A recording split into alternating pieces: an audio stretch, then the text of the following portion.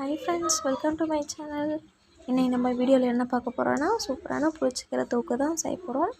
வாங்க வீடியோக்குள்ளே போகலாம். நம்ம வந்து கீரையை க்ளீன் பண்ணி எடுத்துக்கலாம். புளிச்சக்கீரை மட்டும் தான் இன்றைக்கி செய்ய போகிறேன். இது கூட நீங்கள் வந்து அரைக்கீரை வேணுன்னா கூட போட்டு நம்ம செஞ்சுக்கலாம். இப்போ வந்து வெறும் புளிச்சக்கீரை மட்டும் தான் எடுத்துருக்கேன். நல்லா க்ளீன் பண்ணிவிட்டு வடித்து எடுத்துக்கிறேன். தண்ணியெல்லாம் வடிச்சிட்டு எடுத்துக்கலாம். இப்போ வந்து பேனில் ஆயில் விட்டுக்கலாம்.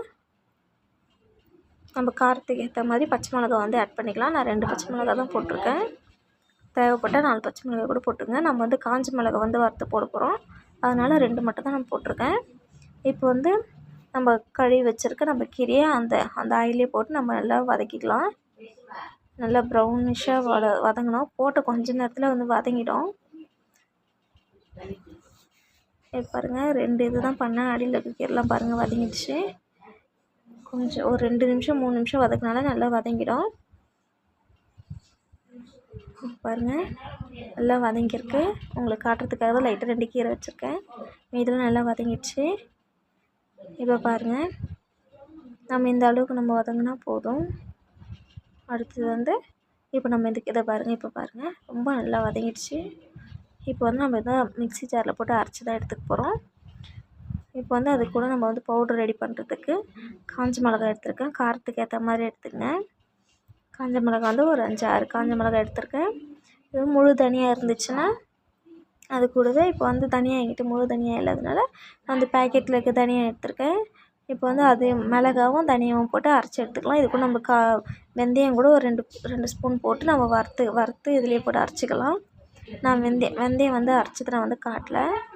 வெந்தயமும் போட்டு அரைச்சிருக்கேன். இப்போ வந்து நம்ம எல்லாம் எடுத்து வச்சுருக்க நம்மளுடைய கீரையை இதில் போட்டு நம்ம மிக்ஸி ஜாரில் போட்டு அரைச்சி எடுத்துக்கலாம்.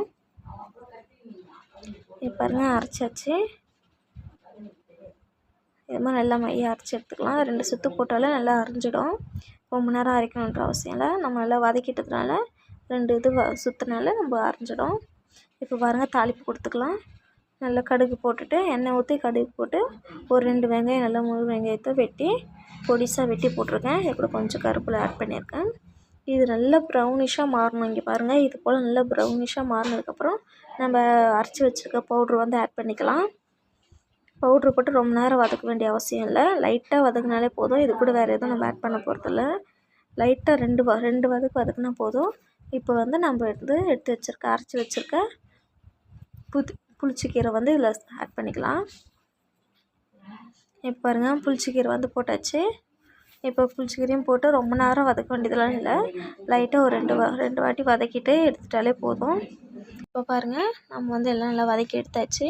இது போல் நீங்களும் ஒரு வாட்டி ட்ரை பண்ணி பாருங்கள். இந்த வீடியோ பிடிச்சிருந்தா லைக் பண்ணுங்கள். Okay, bye friends.